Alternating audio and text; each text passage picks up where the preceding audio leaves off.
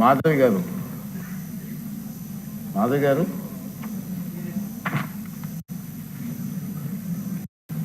అధ్యక్ష, ఎంతో ముఖ్యమైన ఈ ప్రశ్నకి సభ్యులు లేకపోయినా కూడా అవకాశం ఇచ్చినందుకు మీకు ధన్యవాదాలు అధ్యక్ష.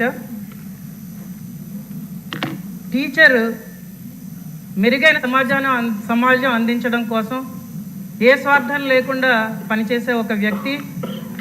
అటువంటి టీచర్ని 2019-24లో గత ప్రభుత్వం రకరకాలుగా హింసించింది అధ్యక్ష.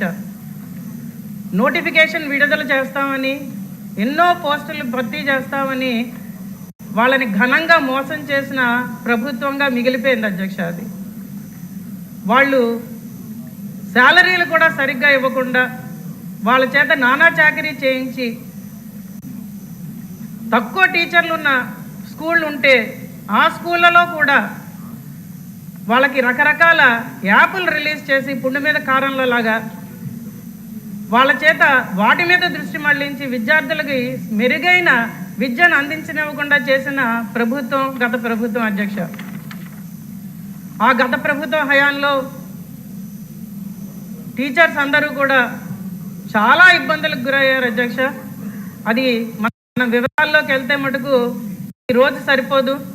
వాళ్ళందరూ కూడా వాళ్ళ చేత గత ఎలక్షన్స్లో ఎలాంటి ప్రామిసులు చేసి అధికారంలోకి ప్రభుత్వం వచ్చిన దానికి వాళ్ళు ఎంత సహాయపడ్డారో కూడా మనకు తెలుసు. వాళ్ళకి తీర్పు చెప్తూ ఎన్డీఏ కూటమికి పెద్దపీట వేస్తూ ఈసారి మనకి ఎంతో సపోర్ట్ చేసిన టీచర్లందరికీ కూడా ఈ సభావేదికగా నేను ధన్యవాదాలు తెలుపుతున్నాను అధ్యక్ష. విజయనగరం ఒకప్పుడు విద్యానగరంగా ఉండేది, విద్యాల నగరంగా. అక్కడి నుంచి చాలామంది పెద్దవాళ్ళు చదువుకొని బయటకు వచ్చారు. కానీ ఈరోజు సరి అయిన అధ్యాపకులు లేక, అలాగే ఉన్న స్కూళ్ళలో కూడా అరాకొర అధ్యాపకులు ఉండడం వల్ల, వాళ్ళకి అడిషనల్ డ్యూటీస్ వేయడం వల్ల సరి అయిన విద్యను అందించలేకపోతున్నారు. దానివల్ల తల్లిదండ్రులు ఎక్కువగా ప్రైవేటు సంస్థల వైపు మొగ్గు చూపుతున్నారు. కానీ దానికి తగ్గట్టు వాళ్ళు ఫీజులు కూడా చెల్లించలేని పరిస్థితిలో ఉన్నారు. అటువంటి సమయంలో మన ప్రభుత్వం రాగానే తొలి సంతకం మన ముఖ్యమంత్రి గారు నారా చంద్రబాబు నాయుడు గారు డిఎస్సి మీద పెట్టి 16,347 ఉద్యోగాలు భర్తీ చేస్తానని చెప్పడం చాలా హర్షణీయకం. దాన్ని ప్రతి ఒక్కళ్ళు కూడా చాలా హర్షిస్తున్నారు అధ్యక్ష.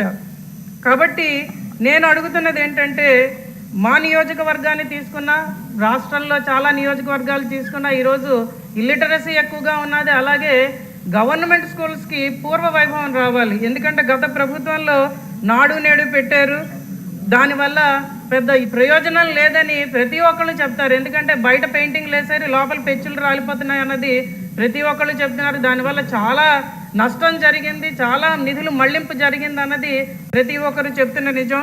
చాలా చోట్ల స్కూళ్ళు శిథిలావస్థకు వచ్చేసాయి. మన బడ్జెట్లో సుమారు 29,000 కోట్లు విద్యారంగానికి కేటాయించడం కూడా నేను దాన్ని హర్షిస్తున్నాను అధ్యక్ష. కాబట్టి దీని మీద ప్రత్యేక దృష్టి పెట్టి ఇప్పుడు మినిస్టర్ గారు చెప్పడం జరిగింది. దాని తొలి సంతకం పెట్టాము, నోటిఫికేషన్ కూడా రిలీజ్ చేసాము, 6 నెలల్లో భర్తీ చేస్తామంటున్నారు. ఎందుకంటే ఇది చాలా ముఖ్యమైన అంశంగా తీసుకొని మినిస్టర్ గారు దాని మీద ప్రత్యేక శ్రద్ధ వహించి విద్యారంగానికి న్యాయం చేసి, అలాగే సమాజాన్ని మెరుగుపరచడానికి వచ్చిన టీచర్లకు ఏ స్వార్థం లేకుండా చేస్తారని కూడా ఈ సభావేదికగా నేను విన్నవించుకుంటున్నాను అధ్యక్ష.